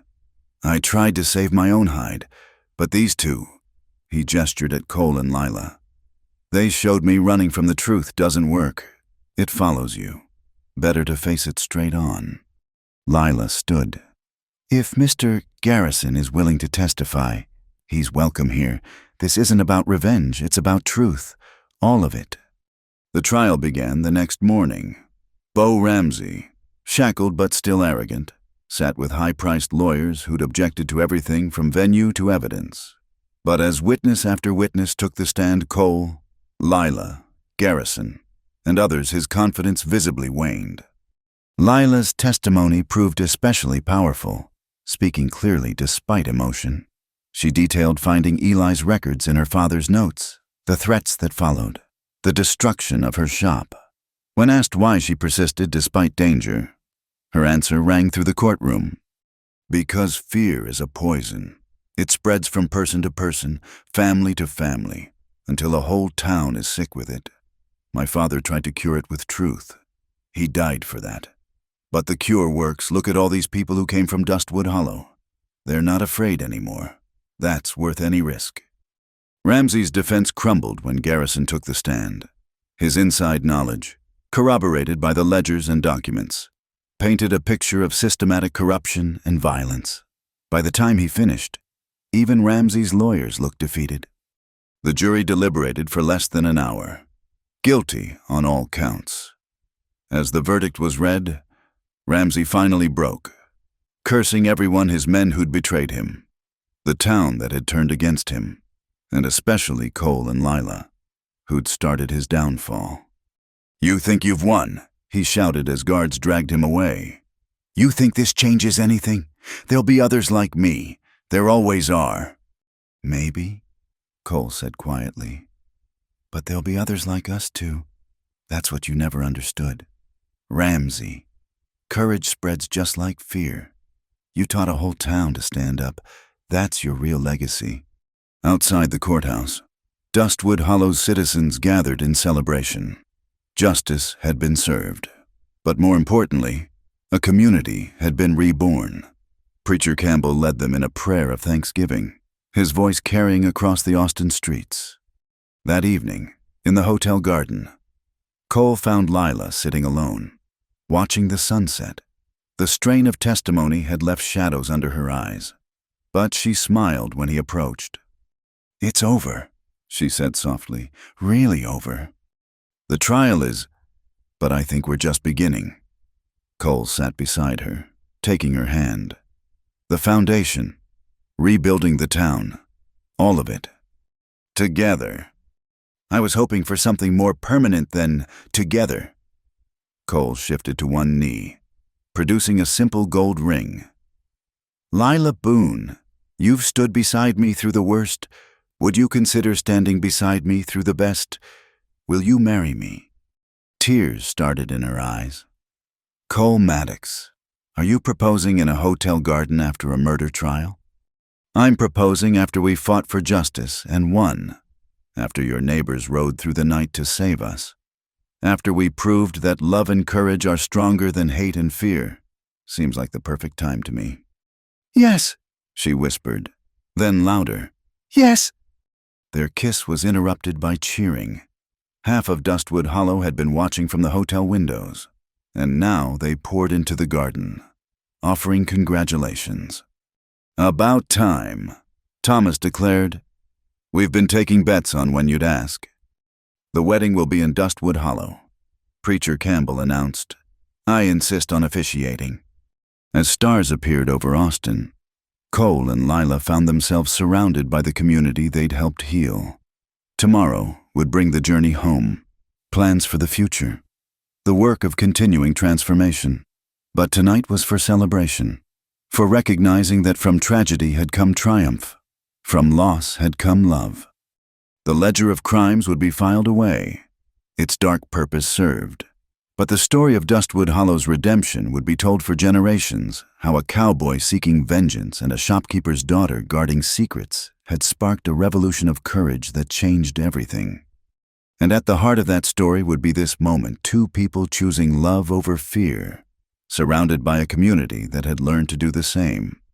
The journey back to Dustwood Hollow felt different than the anxious flight to Austin. The convoy moved at a leisurely pace, people singing and sharing food, more like a church picnic than a return from a criminal trial. Cole rode alongside the carriage where Lila sat with Margaret Maddox, the two women already deep in wedding plans. "A spring wedding," Margaret was saying. "When the wildflowers bloom across the valley. Eli always loved spring."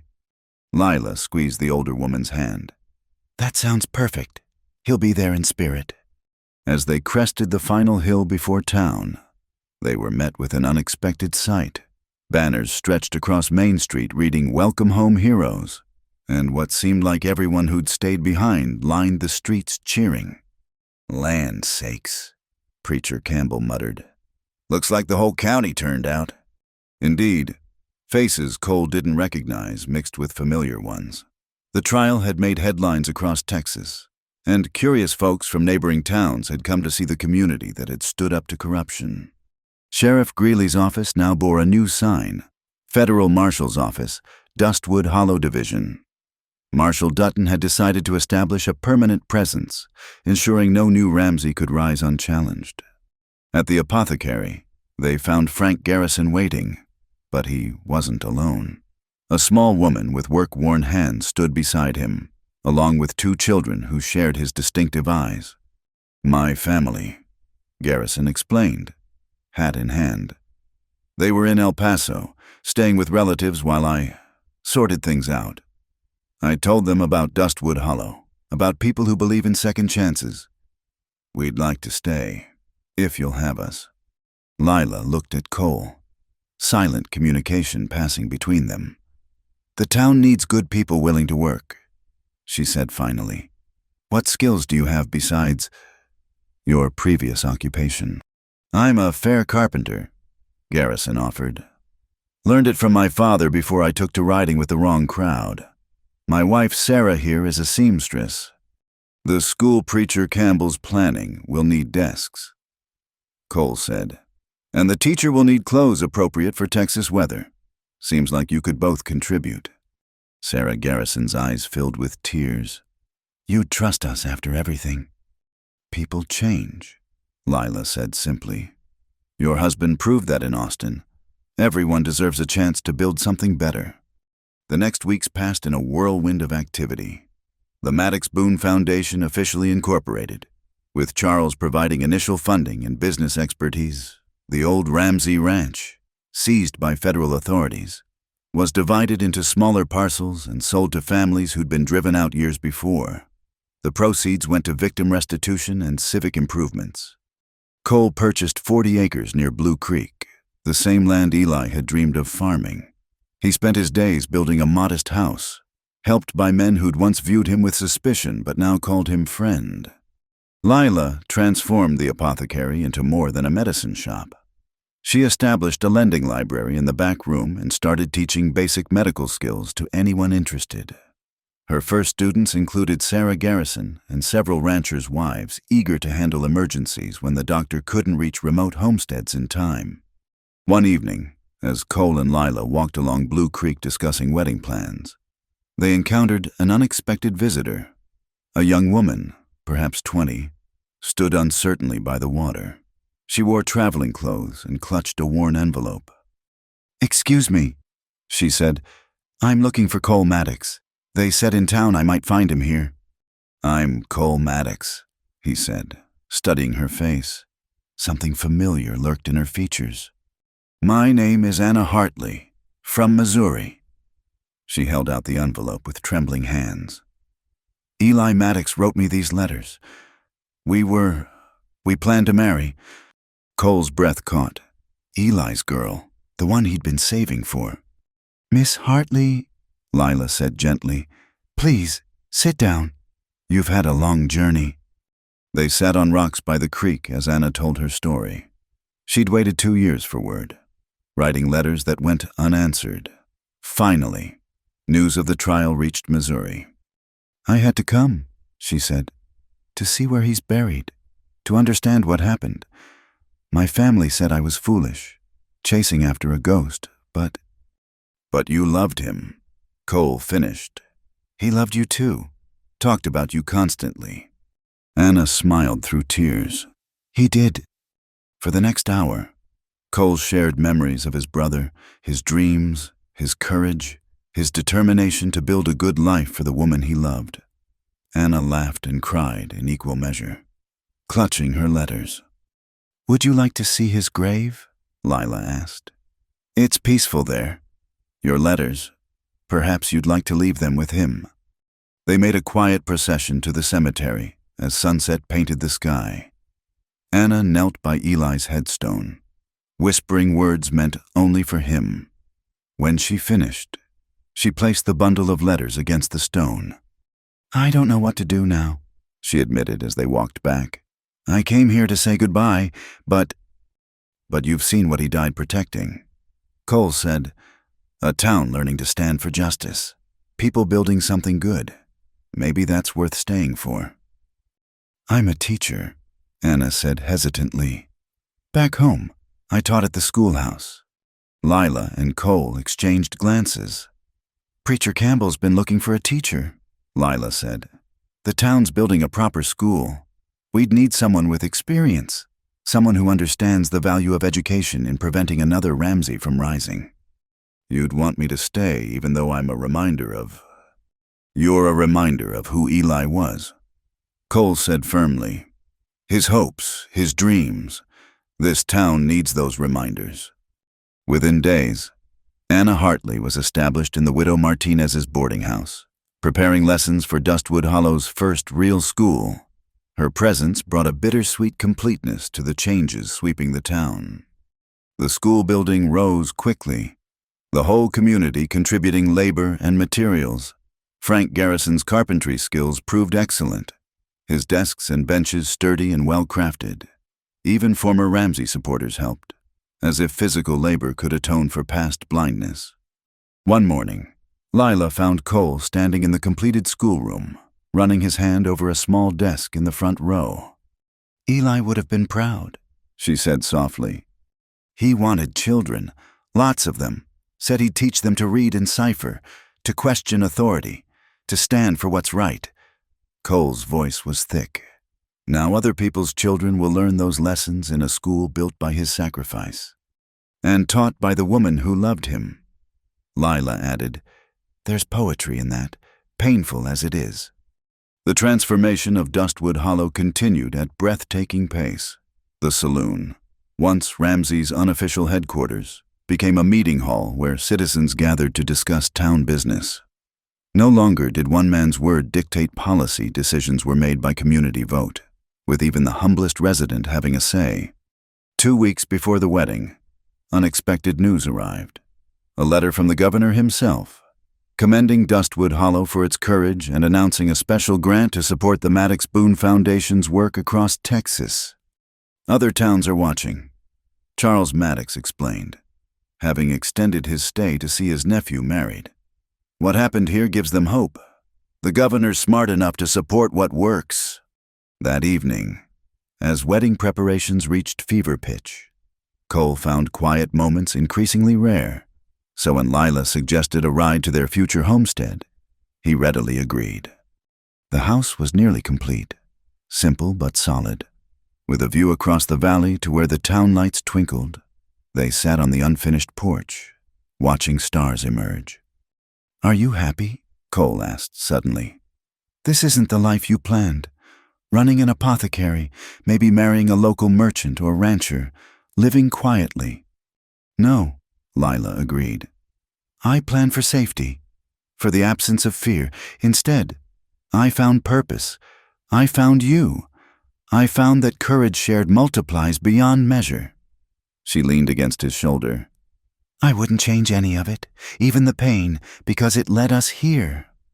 To a half-built house and a town full of wedding-mad neighbors. To hope, she corrected. To proof that ordinary people can do extraordinary things when they stand together.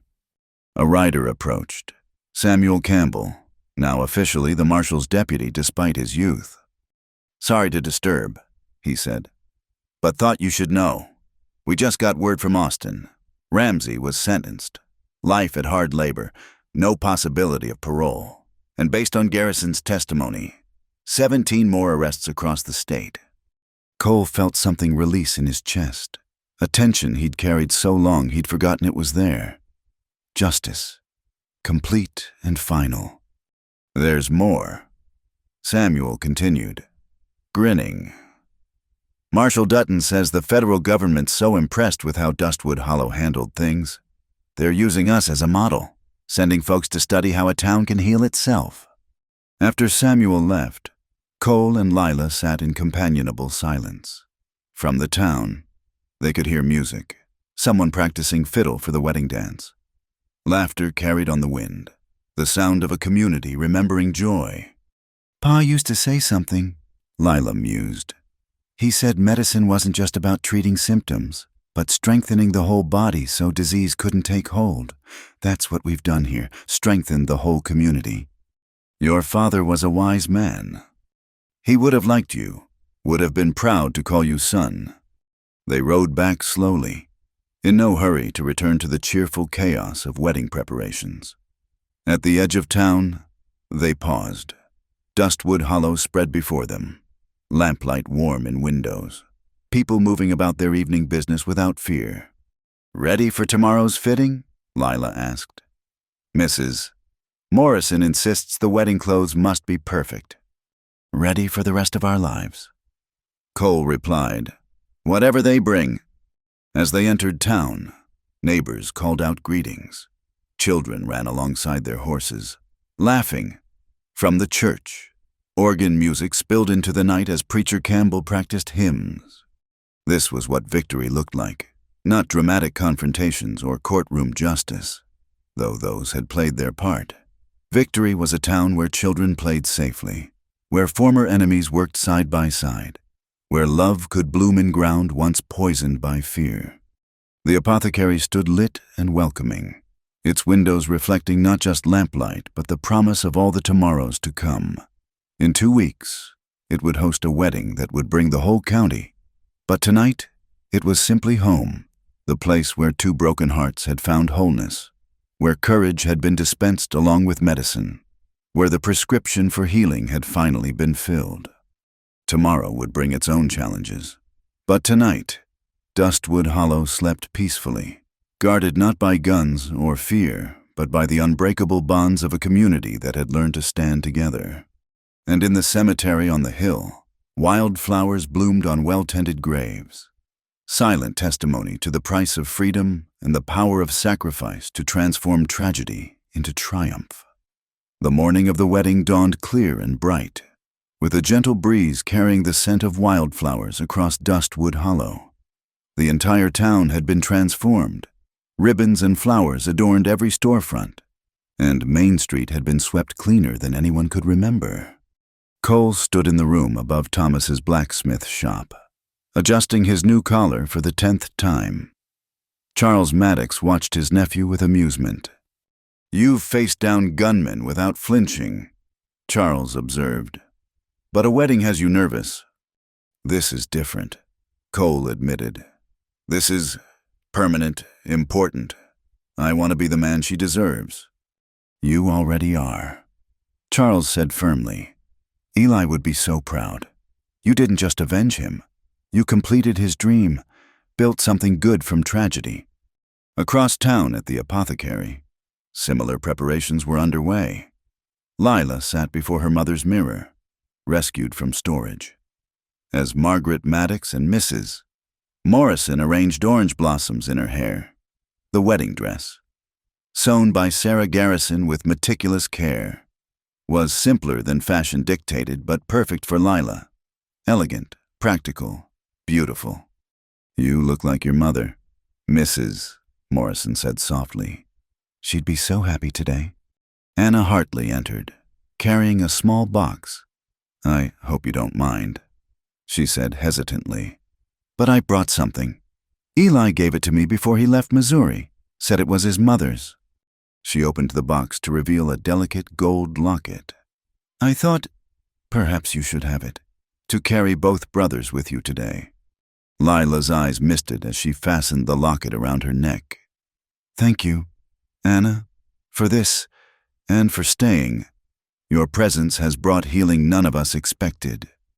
The church bells began to ring, their joyous pealing summoning the town and half the county to witness.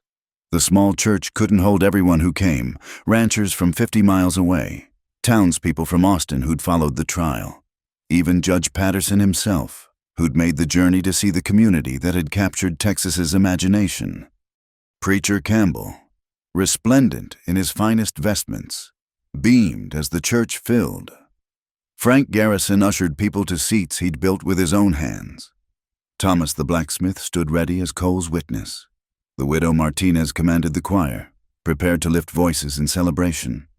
Then the music changed, and Lila appeared at the church door. Sunlight caught the orange blossoms in her hair, making them glow like tiny suns. But it was her smile that stopped hearts radiant, confident, full of joy hard-won. Cole forgot to breathe, forgot the crowd, the ceremony, everything but the woman walking toward him. She moved with the same steady grace she'd shown facing down threats and destruction, but now that strength served joy instead of survival. When Preacher Campbell asked who gave this woman to be married, an unexpected chorus answered. "We do," said the town of Dustwood Hollow, speaking as one. The ceremony itself was simple, the vows traditional but weighted with meaning by all they'd endured.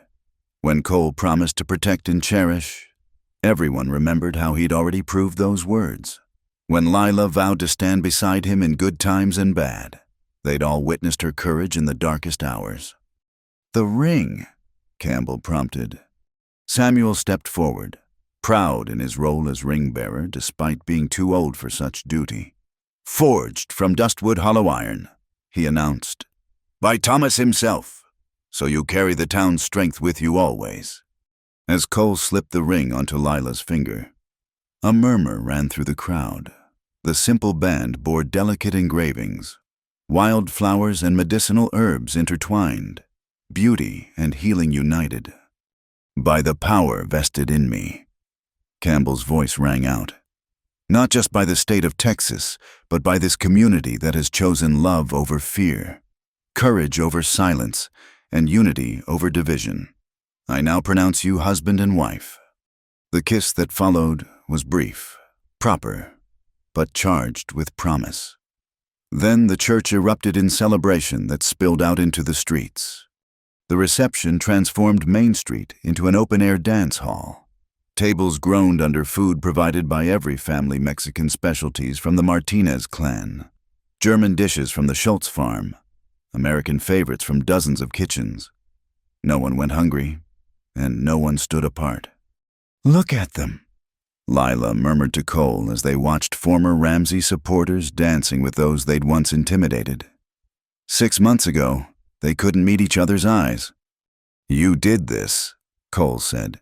"You and your father's example." "We did this," she corrected. "All of us." Marshal Dutton approached, a telegram in hand. "Sorry to interrupt the celebration, but this just came from Austin." His grin suggested the news wasn't bad. "The governor's so impressed with Dustwood Hollow's transformation, he's proposing legislation, the Community Justice Act, providing funds and support for towns fighting corruption." The ripples spread. Charles Maddox observed, joining them. "One stone thrown in a pond, and the whole surface changes." As afternoon faded to evening, the celebration showed no signs of slowing. Children ran between dancers' legs, their laughter bright as birdsong. Old feuds dissolved in shared wine and conversation. Even the traveling photographer hired for the occasion seemed touched by the spirit, taking picture after picture of the transformed community. During a brief break from dancing, Cole and Lila found themselves at the corner where the apothecary stood. Someone had decorated it too, flowers wreathing the doorway where so much had begun. "No regrets?" Cole asked. "Only one," Lila said. "That Papa and Eli couldn't see this. They planted the seeds we're harvesting." "They see," said a gentle voice. Anna Hartley stood nearby, her own eyes bright with unshed tears. "In every child who'll learn in that school, every person who'll stand up because you showed them how, they see." As if summoned by her words, Preacher Campbell appeared to announce the evening's special ceremony. "Before our newlyweds depart, we have one more celebration, the official opening of the Maddox Boone Foundation." He led them to the old sheriff's office, transformed now into the foundation's headquarters. A new sign proclaimed its purpose: supporting truth, protecting the brave, building better communities. Charles Maddox handed Cole a ledger, not of crimes this time, but of possibilities. 3 towns have already asked for help. Former Ramsey victims wanting to testify, communities struggling against their own tyrants. The work begins. "Tomorrow," Lila said firmly. "Tonight is for dancing." And dance they did, As stars emerged over Dustwood Hollow, the fiddler played until his fingers ached. Then others took up instruments. Stories were shared of the bad old days. But more importantly, dreams were voiced for the future. Near midnight, as Cole and Lila prepared to leave for their new home, the town gathered for one last tradition. But instead of the usual rice or flowers, people held candles, creating a pathway of light. From darkness to light. Preacher Campbell intoned, "May your marriage always show others the way." They walked through that glowing gauntlet, accepting good wishes, embraces, and promises of support. At the end stood the wagon Thomas had decorated, ready to carry them to their new life. But before climbing aboard, Cole turned back to address the crowd. 6 months ago, I came here seeking vengeance. I found something better: justice, community, and love. You welcomed a stranger and made him family. You chose courage when fear was easier. You proved that ordinary people can do extraordinary things. Thank you." Lila added her own words. "Papa used to say healing happens from the inside out. Dustwood Hollow has healed itself, and now we can help others do the same. The apothecary will always be here, dispensing medicine for body and soul, and wherever we go, we carry you with us." As their wagon rolled away, the townspeople remained in the street, reluctant to end this perfect day. Someone started singing "Amazing Grace," and soon every voice joined in, the hymn floating across the valley like a promise. From their wagon, Cole and Lila could see the cemetery on the hill, where flowers marked the graves of those whose sacrifice made this joy possible. Below, the town sparkled with a light and life, no longer hollowed out by fear but filled with hope. "It's not an ending," Lila said, settling against her husband's shoulder. "It's a beginning." "The best beginning," Cole agreed. "Built on truth, blessed by community, and sealed with love." Behind them, Dustwood Hollow celebrated into the night. Children who would grow up free of fear. Former enemies now friends. A community that had learned its own strength. The Maddox Boone Foundation would spread these lessons across Texas and beyond. But it all started here, with 2 people who refused to let fear win, and a town brave enough to follow their example. The stars wheeled overhead, ancient and eternal, witnessing this newest chapter in the old story of love conquering fear, truth defeating lies, and communities choosing courage over silence in a half-built house by Blue Creek. 2 hearts would begin their married life, but their real home would always be the town that had taught them both the true meaning of strength, not in standing alone, but in standing together. And in the morning, the work would continue.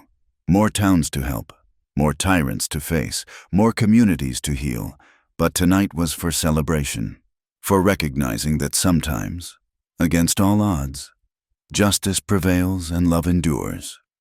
The candles in Dustwood Hollow burned late, beacons of hope in what had once been darkness, proof that even the deepest wounds can heal when people choose courage, community, and compassion over fear. 1 year had passed since the wedding that united not just 2 hearts but an entire community. Spring had returned to Dustwood Hollow, painting the valley with wildflowers that seemed brighter than anyone remembered. The town bore little resemblance to the fear-shadowed place Cole had first encountered.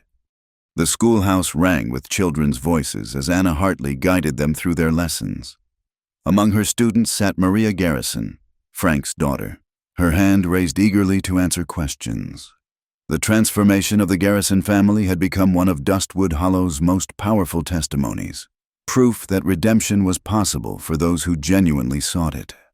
At the expanded apothecary, Lila moved between patients with practiced efficiency. The back room that once held secret ledgers now housed medical supplies and teaching materials. 3 young women from neighboring towns apprenticed under her, learning both medicine and courage. "Mrs. Maddox," one called out, "the Henderson baby's fever has broken." Lila smiled at the title she was still getting used to. "Good. Remember what we discussed about willow bark dosage for infants. Healing is as much about restraint as action." Cole entered, dusty from the ranch but grinning broadly. The federal marshals just brought news from Austin. 3 more towns have successfully prosecuted their own corrupt leaders using our model. The Community Justice Act passed unanimously. The apprentices gasped with excitement, but Lila's smile held deeper satisfaction. Each victory meant families reunited, communities freed, justice spreading like ripples across Texas. That evening, the town gathered for its monthly meeting in the old saloon-turned-meeting hall. These gatherings had become cornerstone events, where decisions were made collectively and every voice mattered. First order of business. Mayor Morrison announced he'd been properly elected 6 months prior, the spring festival planning. But before they could proceed, the doors burst open. A young Mexican rider, exhausted and trail-worn, stumbled in. "Please," he gasped in accented English. "I seek the Maddox Boone Foundation, my village. We need help." Cole and Lila exchanged glances. This was how it always started. Someone desperate enough to ride for days seeking aid. "Sit," Lila commanded, already moving to help him. "Water first, then tell us." The rider's name was Miguel Cervantes, from a village 200 miles south. As he spoke, a familiar story emerged. A wealthy landowner named Thornton, intimidation of farmers, mysterious disappearances, a sheriff who looked the other way. "We heard of Dustwood Hollow," Miguel said. "How you stood against evil and won.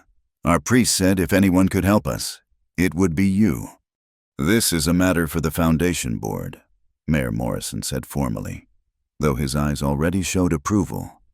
The board: Cole, Lila, Preacher Campbell, Charles Maddox, who'd relocated permanently to help run operations, and Marshal Dutton, convened immediately. "We can't fight everyone's battles," Dutton warned. "Resources are limited. But we can teach them to fight their own."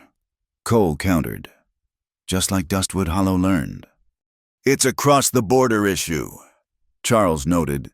"Thornton's an American citizen exploiting Mexican farmers. Delicate politically." "Justice knows no borders," Lila said firmly. "Papa treated anyone who needed help.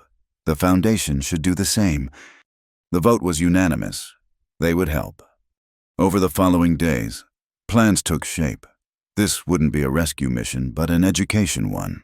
A team from Dustwood Hollow would travel to Miguel's village, not to fight their battle, but to show them how to document crimes, gather evidence, appeal to higher authorities. "I'll go." Anna Hartley volunteered to help establish a school. Education is the longest-lasting defense against tyranny. "I'll accompany her," Frank Garrison offered. "I know how men like Thornton think. Maybe I can help the villagers understand their enemy." Sarah Garrison squeezed her husband's hand. "We've been given a second chance here. It's time to pass that gift along." The night before the delegation's departure, Dustwood Hollow threw another celebration, smaller than the wedding, but no less meaningful. They were sending forth ambassadors of hope, trained in the hard lessons their own suffering had taught. "Remember," Cole addressed the traveling party, "you're not going as saviors, but as teachers. The strength to resist tyranny exists in every community. Sometimes they just need someone to show them where to find it." Lila added practical supplies to their wagon medical texts translated into Spanish, copies of legal documents that had worked in Texas, and most importantly, detailed instructions on gathering evidence safely. As dawn broke, half the town gathered to see them off. Miguel Cervantes, rested and hopeful, led the way. Behind him rode Anna, the garrisons, 2 federal deputies, and a dozen volunteers from Dustwood Hollow. "They'll succeed," Lila said confidently, watching the dust settle behind them. "How can you be sure?" asked one of her apprentices. "Because courage is contagious," Cole answered. "We caught it from Eli and Dr. Boone. The town caught it from us. Now we're spreading it further." The months that followed brought regular reports. The village had indeed found its courage. Evidence was gathered, federal authorities notified, and eventually, Thornton faced justice, But more importantly, the village established its own institutions: a school, a medical clinic, a council where farmers had equal voice with landowners. The success spawned more requests. The Maddox Boone Foundation evolved from a simple charity into a movement. Charles's business acumen proved invaluable, establishing satellite offices in 3 states. Donations poured in from wealthy reformers intrigued by their grassroots approach. On a particularly warm evening, as Lila closed the apothecary, she found Cole waiting with his horse saddled and a picnic basket tied to the saddle. "Come on," he said. "There's something I want to show you." They rode to the cemetery hill as sunset approached, but instead of stopping at the graves, Cole led her to a newly cleared area beyond. There, stone markers were being placed in neat rows. "What is this?" Lila asked. "A memorial garden for all those who disappeared during the dark years. Not just here, but across Texas. The foundations documenting their names, their stories.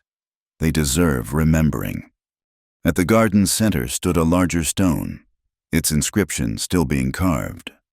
Lila read the partial words, "Fear divides, courage unites, love endures." "It's perfect," she whispered. "There's more." Cole seemed unusually nervous. "Lila, we've accomplished so much this year.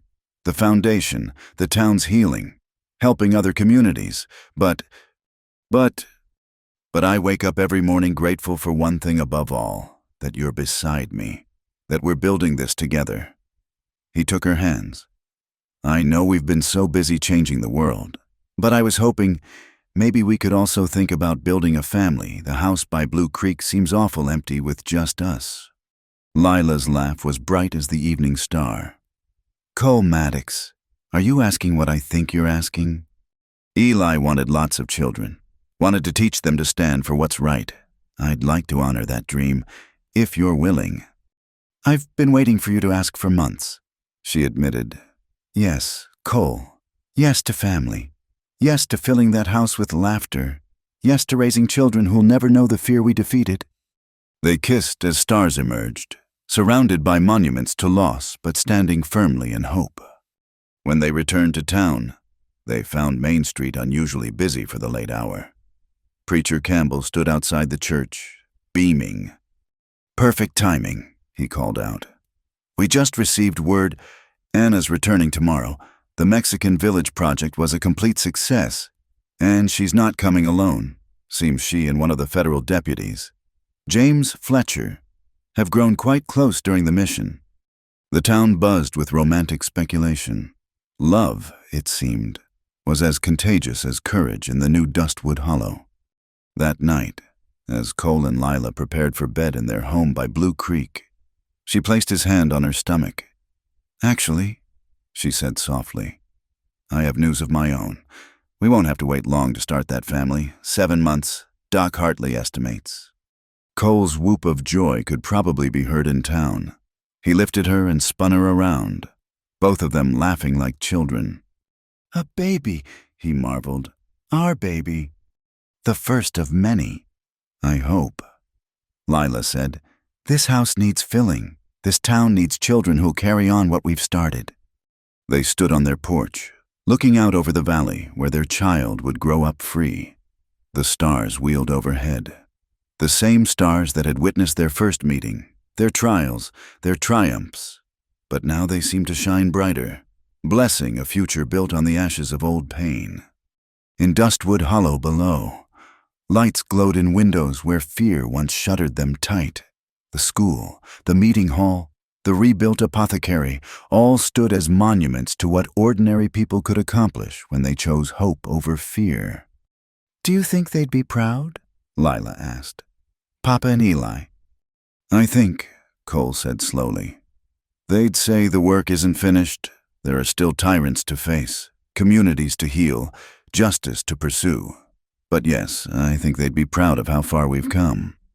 And how far we'll go," Lila added, her hand resting protectively over the new life growing within her. Tomorrow would bring new challenges. The foundation received requests daily, more than they could possibly fulfill. The work of building just communities was never-ending, requiring constant vigilance against those who would exploit others' fear. But tonight, standing together under Texas stars, Cole and Lila Maddox knew they'd found something worth any struggle, a love forged in fire, a purpose born from pain, and a future bright with possibility. The town slept peacefully below, guarded not by guns but by the unbreakable bonds of neighbors who'd learned to stand together. And on the hill, wildflowers bloomed on well-tended graves, silent witnesses to the truth that love and courage, once awakened, could never again be destroyed. In Dustwood Hollow, the prescription for healing had been filled. Now it was time to spread that medicine across a waiting world, one community at a time, one heart at a time, proving that even in the darkest places, light could take root and flourish. The story that began with a stranger riding into a frightened town had become legend, but more than legend. It had become blueprint and inspiration for all who believed that ordinary people, standing together, could accomplish extraordinary things. And in a house by Blue Creek, two people who'd found each other in the midst of tragedy prepared to welcome new life, ensuring that the legacy of courage would pass to another generation and another, as long as there were those willing to stand against injustice and choose love over fear. Thank you so much for listening to this story. Dear listeners, I hope the journey through Dustwood Hollow has touched your heart as much as it touched mine while sharing it with you. Please let me know in the comments where you're listening from. I'd love to know where in the world this tale of courage and love has reached. Share your thoughts about Cole and Lila's journey, and what moments resonated most with you. If you enjoyed this story, please subscribe to Wild West Stories 1850 for more tales of the American frontier. Don't forget to like this video and hit the hype button to help more people discover this story of how love and courage can transform an entire community. Until next time, keep riding toward the sunset, partners.